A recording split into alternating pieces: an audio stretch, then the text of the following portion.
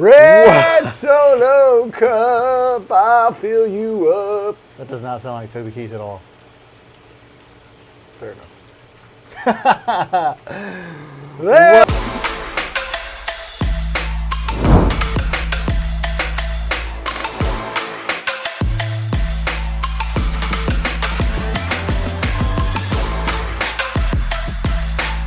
What's going on, guys? Welcome to the Barcast. My name is Brad. This is Christian. He's my business partner over at We Trade HQ.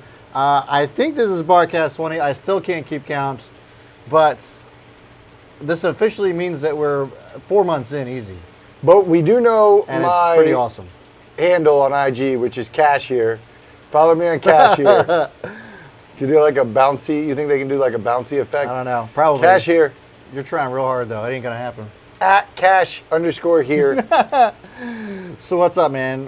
We're back here. We're still here in the same clothes at Tortuga. Yes, It is hot as balls. It's late July, and I don't know. It's a pretty awesome place. I'm still gonna take some shots, guys. You should see like this place. It's pretty awesome.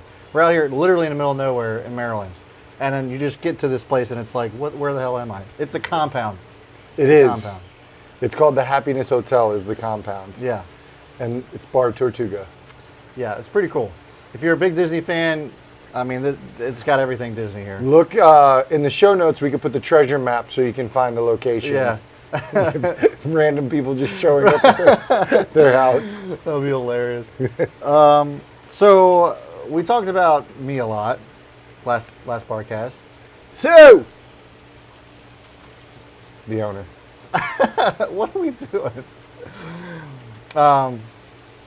We talked about, how I got started in trading last time. Yeah, so basically you felt like I was stealing the show the past 15, 17 episodes, and you wanted a little bit of the limelight, so we shone it on you.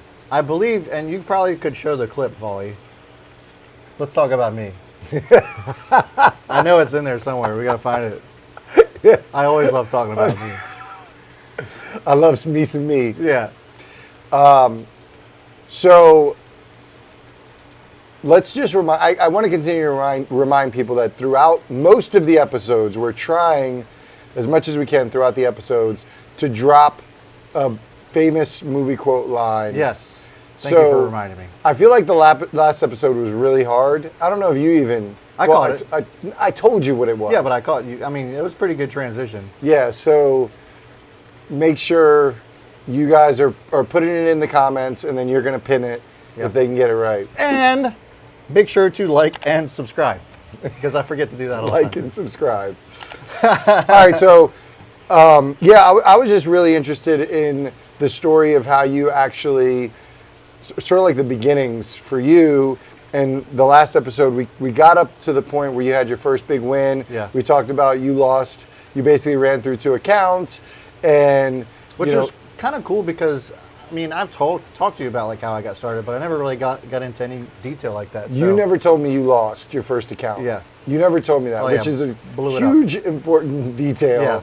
Yeah. Because if you hadn't told me that, I would have thought maybe you were doing something wrong. If I lost my first account, I'd have been like, no, this probably isn't for me, or whatever. And not that it's okay to lose it, but it still makes you feel like, okay, there's hope, or gives you a little bit of confidence. I think that everybody should go into it thinking they're probably going to lose all their money starting off.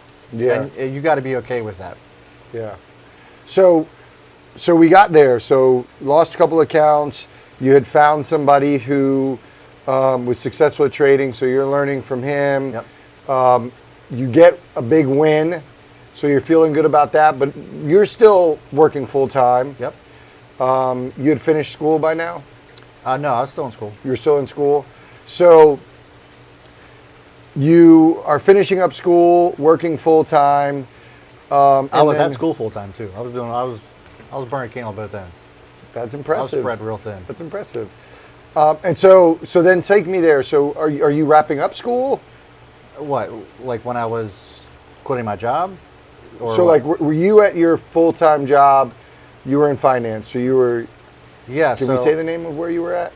I've No. said it before, but Okay. I was working for T. Rowe Price. Yeah. It was a financial firm. So were you at T. Rowe Price at the time? Yeah, through Okay. some of that career, through some of my beginning trading days. Yeah. Okay. I mean, T. Rowe Price was the last job I had before I quit All right. So to do this full time. let's graduate. So you graduate college. You're working solely at T. Rowe Price, and then where are you at as far as like investing? You're seeing success? Yeah, I'm starting to get more consistent with it.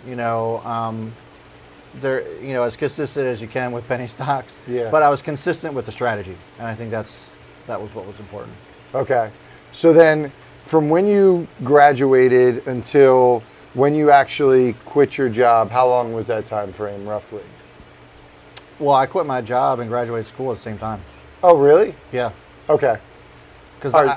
I was in school for, when I went back to school, I was in school 4 or 5 years. But I actually started trading while I was in school. Okay. And then I graduated and quit my job. So if you can Same time. tell me best, at what point was when you decided, like, when you started thinking about, hey, maybe I could quit my job until you actually did it, like, what did that process look like? Take me back to that.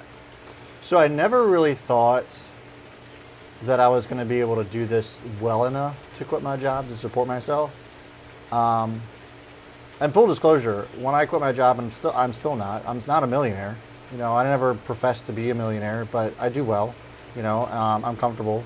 I get to be able to do things that I want to do. But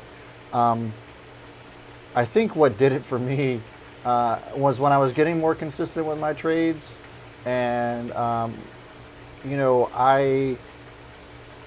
was happy in my job. I'll say this: it was a great job to be in, but I don't think that I was necessarily happy. I didn't feel like that I was fulfilled in the job that I was doing. And I really wanted to be. I really tried to be. I did things for my company that I thought that was going to get me to a point to where I could feel important and feel like I was making a difference in the firm that I was with. But it eventually started to gradually get there. There was never one aha moment. I'll go back and say that there probably could be an aha moment. And it really kind of came down to a couple of things happened when I decided that this was probably going to be it for me. I had a huge win in 2018, massive win in 2018, and it literally 5-figure win. It was awesome. And then I basically almost made what I would have made in 1 year at T. Rowe Price in one trade. Wow. And then 3 days later, I had a review, and they gave me a $300 a year raise. And then I basically was just like, F this place. Wow. And I said, I've really got to make a decision on what I really want to do. Am I going to work my ass off for the man and only get, raises like that, or, and it's not, obviously it's not all about the money, right? When it comes to what's going to make you happy. But when you do things and make changes, that you think make positive impacts in your business, and I would never go to somebody and be like, hey, thanks for all the hard work you've done. Here's an extra $300 a year. You're not going to see that on every check. That's not an impact that's going to be like, hey, thanks for the raise, buddy. When I knew that I could pay myself more doing this trading thing than what I was getting from that job, that's when I was like, okay, I'm ready to get out of here. Okay. So then you have this massive win coupled shortly after with a review that gives you pennies on the dollar, Yeah. essentially, as a raise. And so I'm sure you're feeling a little bit frustrated. Yeah. So there's a couple of things that I guess aligned. Yeah. So then what happens? How much longer after? Because you also have the opportunity to just go to another job. Right. But you decided not to do that. Well, here's the other thing too. So this is also when We Trade HQ was basically born. So many things happened within a 60-day span. I would say that I had that huge win that I traded. It was MSPC. I'll never forget it. It's a shit stock, but I made a bunch of money on it. Made that. Then I decided I was going to quit my job. Then I approached the former trading group that I was with, that I had this We Trade HQ idea that I wanted to share with them, and they weren't on board with divvying it up the way that I wanted to divvy it up. So we made a decision there to just move off on our own for We Trade HQ, meaning me and Jake and now you. And then I graduated college, and all that stuff happened within 2 months. There's like so much that happened, and it was like, I don't know.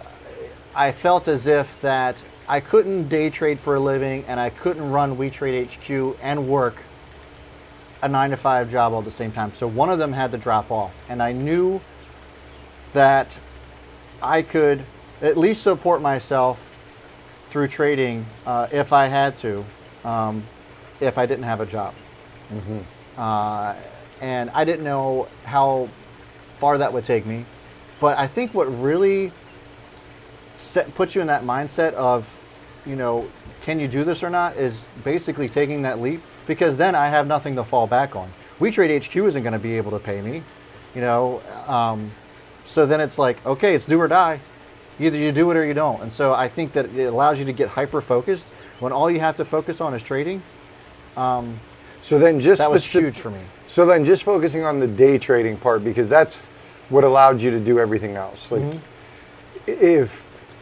when you made that, when this happened, that you had the big win and you thought, I could quit my job. I mean, did it happen immediately? Did you quit your job immediately?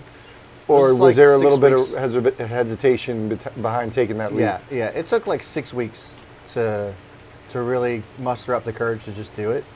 But like I said, I think that the straw that broke the camel's back was just that review, or that evaluation, and it was like, what am I wasting my time here for? Who'd you talk to? I know your mentor, who got you into it. Did you have conversations with him about? Yeah, I had conversations with him, my family, you know, girlfriend, all of that. And they were all supportive of it? Yeah, so there were some family members. I mean, I wouldn't say, like my parents were super supportive. But there's like some outside family members that were like, what are you doing? Like, you work for like a really good firm, like that's a solid job. Right.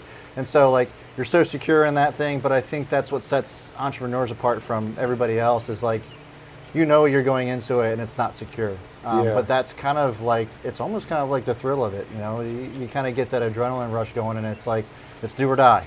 You got to do it, you know.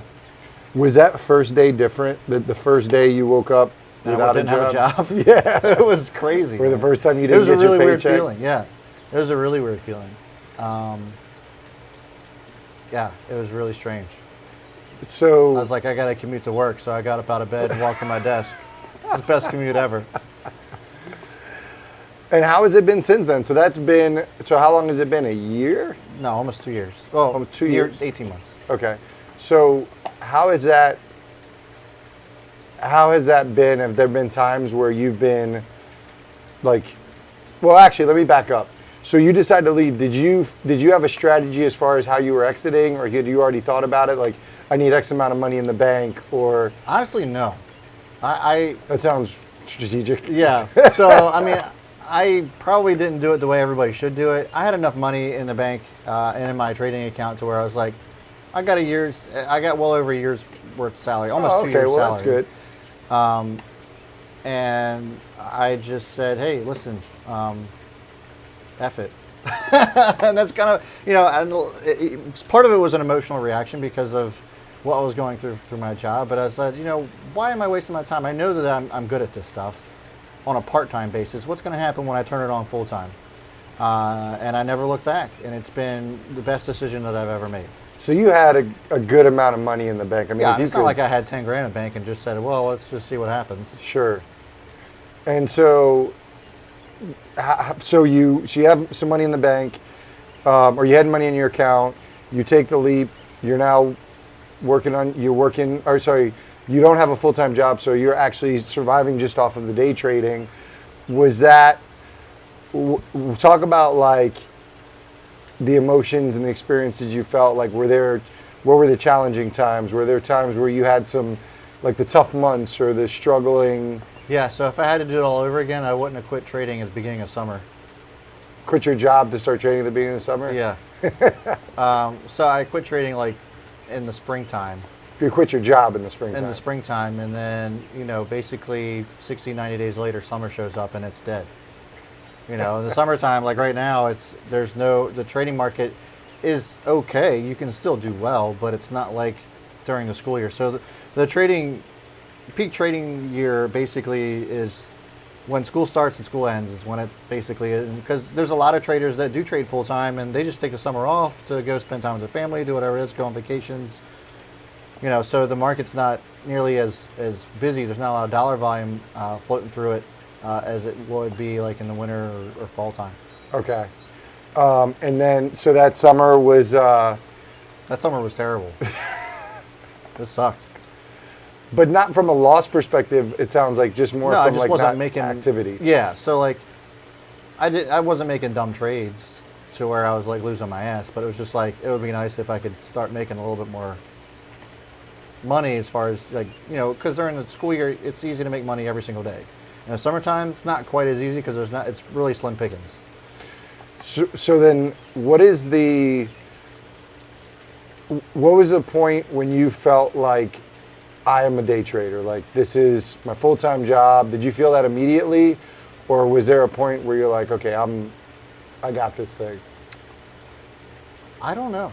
I don't know if there's really a time where I'm like, oh yeah. I mean, I think when people started to see me in like shops in the middle of the day or whatever, they're like, well, what do you do? Obviously you're not working, and I'd be like, oh, I'm a day trader.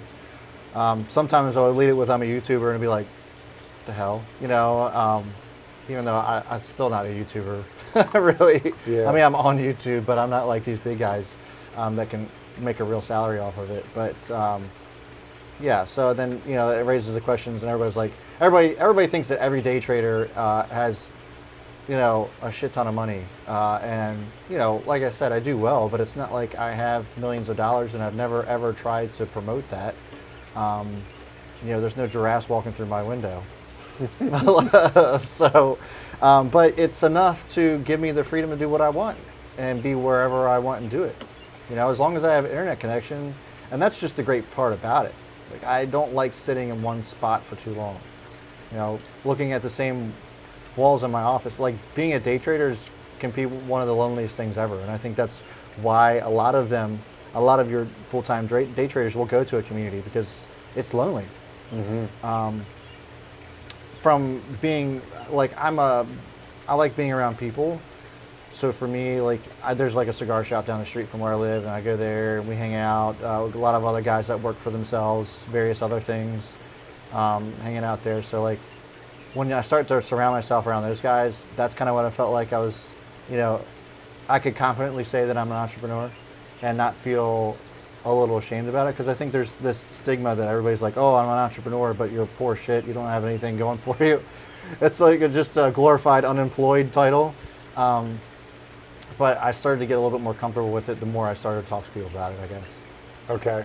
So as far as the trading, you can safely say, I'd imagine you could safely say you'll be trading for the rest of your life. Oh yeah, hands down. And you can live off it. Like, yeah, I'm never going to retire from trading. You'll never stop trading. Right. That's what I mean. Like, I'm never going to just be like hanging up, be like, oh, I'm not trading anymore today, guys. I'll probably just do it until I'm dead. Yeah, yeah. So as far as the trading's concerned, what is a day, how is it different from when you started and you were working full time? Like, knowing you, there's probably some structure, and you alluded to it the last Barcast, but like, what does a typical day look like for you? Is there some strict structure in that? Just from the day trading perspective? Yeah, so like, I mean, I'm always making sure that I'm up relatively early so that I can review all of the news that's out there. Again, because it's summertime, there's not much to go off of, which is good and bad. I think when it's busier, it's difficult, especially for a beginning trader, to figure out, okay, there's all this good news out, which one do I go after? Whereas in the summer, there's probably a handful to choose from, so your sample size is much smaller, so you can be a little bit, things are a little bit better that way. But so I get up nice and early, make sure that I got a plan set in place. And for my mentorship peeps, I always got to make sure that I know what I'm going to be talking about by 9 a.m. Yeah. And that's actually helped me as a trader too. It's helped me be accountable for myself. It's helped me be able to be a lot more focused, because I feel like I have a lot of people relying on me to, give them good and accurate information. And then how much, well, right now the market's open. Right. So then is there a point in the day? Yeah, we're about 15 minutes before the close. So is there a point in the day that you typically stop? So the busiest time of trading is at the open. Yeah. I mean, there's obviously news that can break at any time. But if I've made my money in the morning and I miss out on something, it's whatever. I think I've gotten to the point to where I'm cool with making X amount of dollars every day. And if I miss out, I miss out. I think that people get so wrapped up in like, oh, I'm afraid I'm going to miss out on this one, so I could be glued to the screen the entire day. Yeah. And even a lot of people who trade after hours, they're glued to till 7:30 at night. It's like, that's no way to live. I mean, that's not what day trading is supposed to be about. You're supposed to be able to make your money and do whatever the hell you want the rest of the day. That's part of the freedom. So, and I'm invested in stuff. I have positions that are open that I'm in. So I set myself alerts, and if something goes crazy or haywire, I at least have an opportunity to check my phone, see what's going on. But I've never been one to be like, oh, I'm just going to stick to my computer every minute of every trading day. It's just not worth it. I mean, what's your quality of life at that point? Yeah. I might as well just go back to the 9 to 5. Yeah. When you'd mentioned that it took you about 5 years to basically the timeline to get to a point where you're comfortable to actually be a full-time day trader, and your goal is to cut that in half. So 2.5 years for somebody to get to that point. If somebody came up to you today that hadn't invested in anything, had no knowledge, and wanted to quit their job to become a day trader, you feel like, how confident would you feel that you can teach them how to get there? I'm very confident that I can teach them to get there, but I think it takes a certain type of person to know how to manage the risk, especially in penny stocks. Penny stocks are not for everybody, and I'll be the first one to tell you that. But I think that there is a place within the stock market that is for everybody. So I think that everybody can trade in the stock market. Whether or not it's penny stocks, that remains to be seen. And I think a lot of that has to do with your level of risk and the amount of risk that you're willing to take, and how you can actually manage that. So I'm confident in my ability to be able to teach somebody. It's just like being a coach. If you're a coach on a professional team, whether it's NBA, whatever, baseball team, you can coach till you're blue in the face. But if the talent's not there, if it's not registering with that person, then you can only take them so far. So I think that my ability, I'm confident in my ability to be able to convey the information and how I've been able to find success. Whether or not somebody's able to turn that into a consistent way to make money, that's something totally different. Sure, I got you. One, it sounds like that kind of is aligned with how you built WeTrade HQ, where it's not a penny stock company. I mean, you literally can learn any part of the market. I mean, especially now that we've brought on the new mentor for crypto, that's just another piece that people can come and learn. Yeah, I think that the reason WeTrade HQ exists is because, I sat back and just listened to everybody that was within the group that I was a part of before, and that if you are trying to follow a penny stock guru or an options guru, and you're just not getting it, then you hang it up, and then there's a bad taste in your mouth. It's like stock trading is not for me, which I think is there's a couple of things wrong that I think leads to that. There's always these guys that try to sell you on, this is how you make money in the stock market. I guarantee you that you're going to be able to be successful if you follow these 3 easy steps, this, that, and the other. And they're always platforms that stand by themselves. They're always platforms that are just like, it's penny stocks or nothing here over at this website or whatever, or this platform, or it's options or nothing here at this platform. And now you get the opportunity to be under one roof and being able to learn from multiple angles to see what works for you. And there's so much that we offer for free already that because of the I call them freemium type stuff that we offer, you get to be able to figure out, okay, this is probably the mentor that's going to work for me because options are starting to click for me. Or maybe I'm really interested in cryptocurrency, so I'm going to go check out this guy. And you're still all under the same roof so that everybody's still being able to support each other and truly celebrate each other's success. So it's not just revolved around one thing. And so I think that's really what just sets us apart. And I think on top of the relationships that we build and what we compete on, that's also what, you know, our competitive edge is. Yeah, our advantage is. Yeah, and you've talked a lot about, you know, wanting to, for this to be more than just you making money trading. I mean, you've talked about how you want to help people and you want to teach people. And I mean, just from me teaching in a different environment, I think where you'll get the greatest value is when, I think we've probably actually talked about this on the podcast, where like when your mentees become mentors and when the people you teach are now teaching, and also when your mentees are quitting their jobs and you know, I mean, they can say, this right here is a real live example of that. Yeah. You know? Yeah.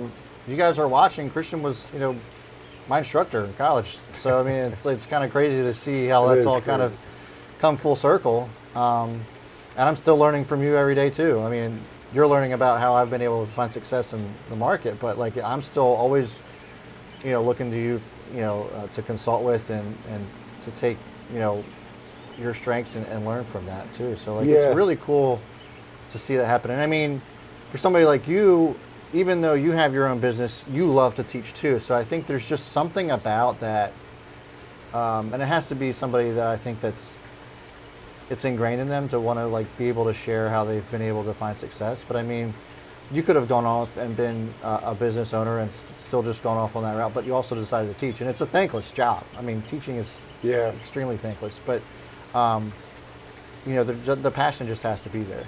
Yeah, I think I'll do it for the rest of my life. I mean, I want to be successful in business so I can not have to worry about the money and just teach. Yeah. Because that's what I want to do, teach and help businesses. Yep. So yeah, because there is a different feeling for that. And even with us, like the value exchange, like I always forget that you are my student. Yeah.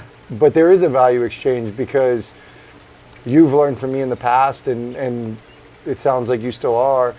But then I'm learning so much from you and from the WeTrade HQ community that it's been really cool to have that value exchange. And it's not like, all right, this is my teacher and it can't be, you know, there's levels to that. Our relationship's totally different now, you know. But even like halfway through, like, you know, the class that I took with you, it started to develop into like an actual friendship or whatever. But now we can do this podcast. Now we can sit here and do whatever we want. So here's to the Barcast. With that, guys, thank you so much for tuning in.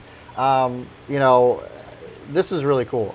This is kind of like, I think, the first time within our Barcast that we've really talked about our journeys. So, so how we've got to this day. So, and we just got to remind people that life's not all sunshine and rainbows. You know, that's right. Life's hit hard. It's not about how hard you hit. It's about how hard you can get hit and keep moving forward. You know, it was really good all the way up until then. With that, guys, thank you so much. Hopefully I earn your subscription. I don't know if I will at this point, but give me a thumbs up if you like this. And as always, I will see you all before the bell. And B. Smith is out. See ya. Cashier. Boom.